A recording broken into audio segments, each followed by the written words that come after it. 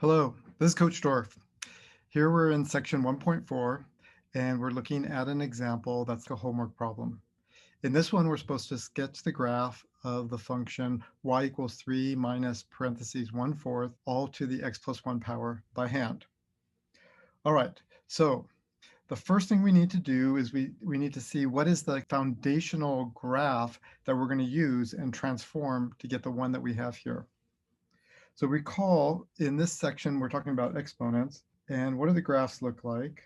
Well, the graph of y equals a to the x looks like this, as long as a is greater than 1. On the other hand, if y equals a to the x and a is between 0 and 1, our graph now looks like this.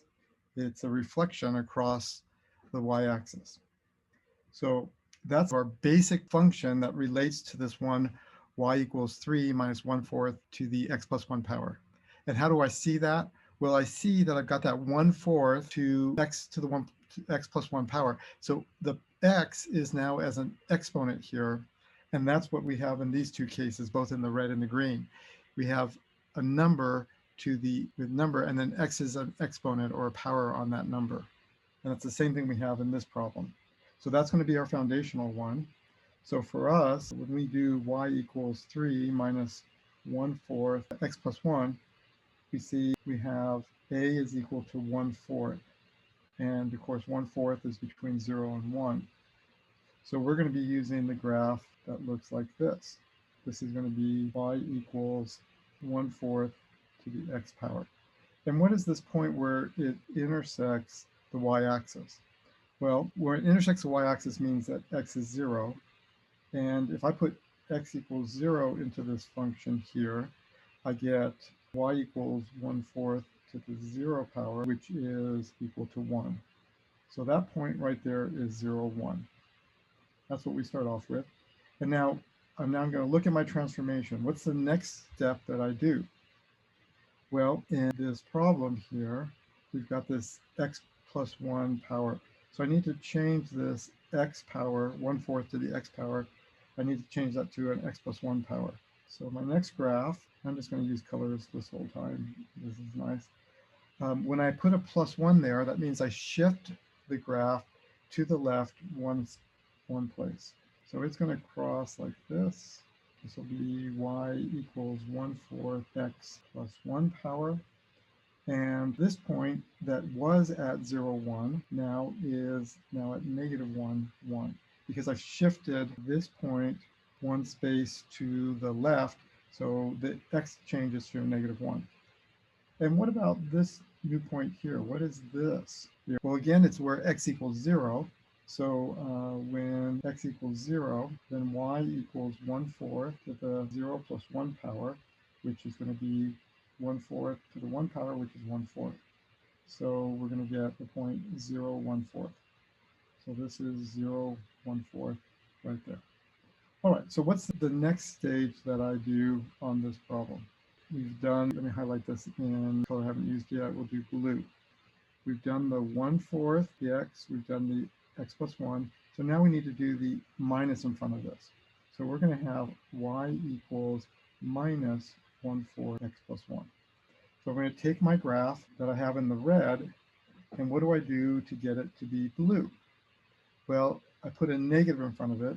When I put a negative in front of everything, that's going to flip it across the x-axis. So it's going to flip across the x-axis. It looks like this. This point now, it used to be 0, 1/4. When I flip it across the x-axis, it's now going to be 0, negative 1/4. Remember, that comes from this point here. And when I flip it across the x-axis, it's now going to be, the y value is going to be negative. So it's 0, negative 1/4. And this point here, which earlier had been negative 1, 1, is now going to be negative 1, negative 1. So we have that. And then the last thing we need to do, if we look back at our original function, is we have to add 3, which means that we're going to move up 3. So we're going to have now y, change the color here, purple, y equals 3 minus 1/4 x plus 1. So I'm going to take my blue graph and move it up 3, 1, 2, 3, and this then looks something like this. And this point now is going to be 0, and then it's going to be 3. I'm going to add 3 to the -1/4, which is going to become 3, and that will become 11/4. That's what this point is right there. And you may ask yourself, what is this point here? Well, we're going to find out what that is next time when we talk about log functions. It's not an easy number. What it will turn out to be, for those who maybe are familiar with logs, it's going to be log base 4 of 3 minus 1 is going to be the x value, and the y value would be 0. But this is from next time when we talk about logs, that'll work. The last thing I want to point out is, remember our original function was y equals 3 minus 1/4 to the x plus 1 power. The graph of this is the same as the graph of y equals 3 to the minus 4 minus x plus 1 power. And why is that? Well, remember that if I have a negative in the exponent, it's the same as 1 over the base. So here I've got a 4 and a negative. So if I put that negative 1 into the fourth, I put 1 over the 4, and I get the 1/4 that I had up here.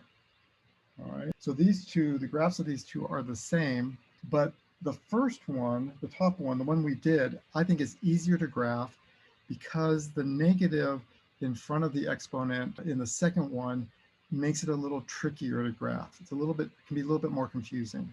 So if you ever have a negative like that, I would just put it into the base part there like we have here. So instead of having 4 to the negative parentheses x plus 1, I prefer to do it as 1/4 to the x plus 1 with no negative in there. All right, good luck with the homework.